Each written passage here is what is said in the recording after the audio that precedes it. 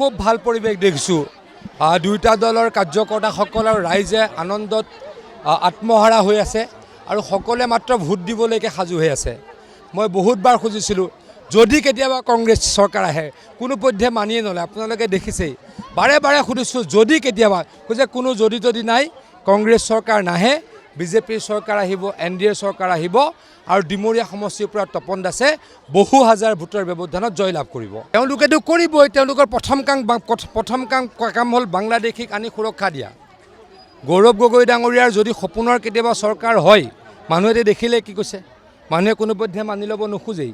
যদি কংগ্ৰেছৰ চৰকাৰ হয়, গৌৰৱ গগৈ ডাঙৰীয়া যদি মুখ্যমন্ত্ৰী হয়, তেওঁলোকৰ প্ৰথম কামটো হ'ব বাংলাদেশীক অসমত সংস্থাপন দিয়া। যিসকল বাংলাদেশীক আমি চৰকাৰী মাটিৰ পৰা খেদিলোঁ, তেওঁলোকক প্ৰথমেই আনি পুনৰ প্ৰতিষ্ঠা কৰা আৰু যিখন বৰপেটা মেডিকেল কলেজ, সেইখন পুনৰ ফখৰুদ্দিন আলি আহমেদৰ নামত প্ৰতিষ্ঠা কৰা। তেওঁলোকৰ এজেণ্ডাত তেওঁলোকে অপেন কয়। আমাৰ এজেণ্ডাত আমি অপেন বাংলাদেশী মূলৰ এই যিসকল অতিক্ৰমণকাৰী, তেওঁলোকক কোনোপধ্যে অসমত আমি শান্তিত থাকিবলৈ নিদিওঁ। অসমত অসমীয়া থাকিব আৰু মুছলমান যিসকল ভাৰতীয় তেওঁলোকো থাকিব। সকলো থাকিম আমি, হিন্দু, মুছলমান, খ্ৰীষ্টিয়ান, শিখ, বৌদ্ধিষ্ট সকলো থাকিম। যিসকল ভাৰতীয় বাংলাদেশী মূলৰ মানুহৰ লগত আমি কম্প্ৰমাইজ নকৰোঁ। খুব ভাল পৰিৱেশ দেখিছোঁ।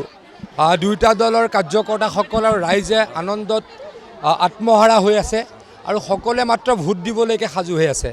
মই বহুতবাৰ খুজিছিলোঁ যদি কেতিয়াবা কংগ্ৰেছ চৰকাৰ আহে, কোনোপধ্যে মানিয়ে নলয়। আপোনালোকে দেখিছেই, বাৰে বাৰে সুধিছোঁ যদি কেতিয়াবা, কৈছে কোনো যদি নাই, কংগ্ৰেছ চৰকাৰ নাহে, বিজেপিৰ চৰকাৰ আহিব, NDA চৰকাৰ আহিব আৰু ডিমৰীয়া সমষ্টিৰ পৰা তপন দাসে বহু হাজাৰ ভোটৰ ব্যৱধানত জয়লাভ কৰিব। তেওঁলোকেতো কৰিবই। তেওঁলোকৰ প্ৰথম কাম হ'ল বাংলাদেশীক আনি সুৰক্ষা দিয়া। গৌৰৱ গগৈ ডাঙৰীয়াৰ যদি সপোনৰ কেতিয়াবা চৰকাৰ হয়, মানুহে দেখিলে কি কৈছে, মানুহে কোনোপধ্যে মানি ল'ব নোখোজেই।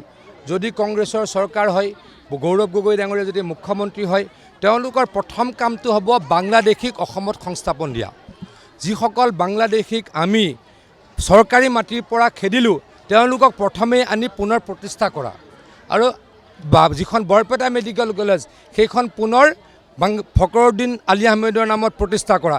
তেওঁলোকৰ এজেণ্ডাত তেওঁলোকে অপেন কয়। আমাৰ এজেণ্ডাত আমি অপেন বাংলাদেশী মূলৰ এই যিসকল অতিক্ৰমণকাৰী, তেওঁলোকক কোনোপধ্যে অসমত আমি শান্তিত থাকিবলৈ নিদিওঁ। অসমত অসমীয়া থাকিব আৰু মুছলমান যিসকল ভাৰতীয় তেওঁলোকো থাকিব। সকলো থাকিম আমি, হিন্দু, মুছলমান, খ্ৰীষ্টিয়ান, শিখ, বৌদ্ধিষ্ট সকলো থাকিম। যিসকল ভাৰতীয় বাংলাদেশী মূলৰ মানুহৰ লগত আমি কম্প্ৰমাইজ নকৰোঁ। যিকোনো খবৰৰ বাবে যোগাযোগ কৰক আমাৰ এই নম্বৰত 9181 307 221।